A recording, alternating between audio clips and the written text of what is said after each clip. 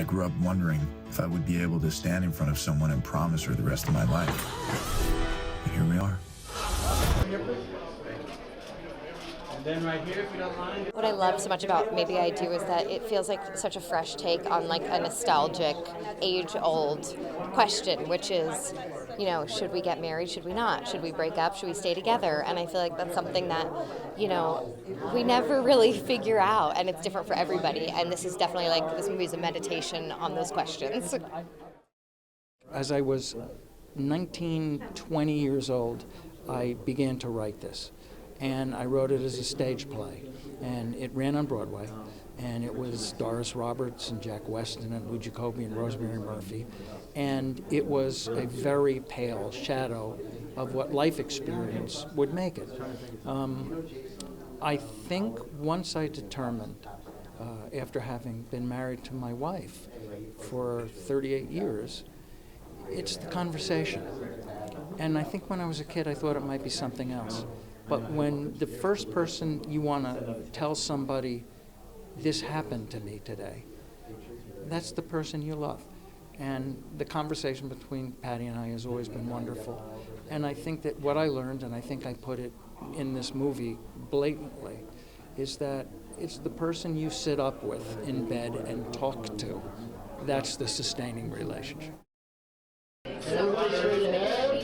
the right, all the way right, And then the three of you right here for me. and then one more right here. One more. All these people have trouble communicating to themselves about what their needs are, what makes them happy. And it's doubled when you can't explain it to your partner. So all of them are kind of stuck in a zone that is leaving them feeling alone and unseen. I'm naked under this. What are we doing here? I'm underdressed. I could be asking these same questions at home with my wife. And one more here. Beautiful. Relationships are just difficult. And as you get older and you try to figure out what you want and who you are, some people go in some direction, people go in other directions. I think that, you know, look at how many of the kings, queens were beheaded. That they were having problems clearly, right? Along history. But I don't know, I think it's just fun.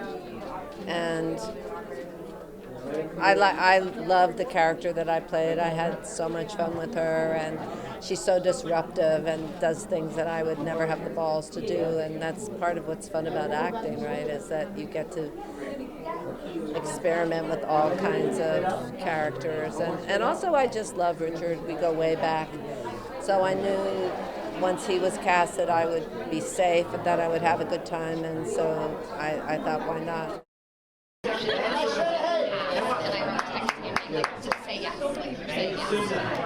They're all crazy, especially Susan's character, but I think they're all recognizable, and they're good-hearted. In the end, you know, they don't want to destroy anyone. These are not cruel people. They have various degrees of emotional intelligence, I think, but you know, they're us. Everyone is trying to figure out themselves in their relationships. I really can't do this if there's a ring on my finger. That's how it's done? Those are professionals. Everyone says she's so cynical. I don't know. I think she's, in a way, just, you know, the years have made her very practical. I don't know if it's cynicism. I mean, admitting what's difficult helps you find a way through that, right? Instead of pretending like everything's cool all the time. So, I don't know. I think she's probably the most authentic one in the whole film. And even if she's, you know, lets everything show, but I like that about her.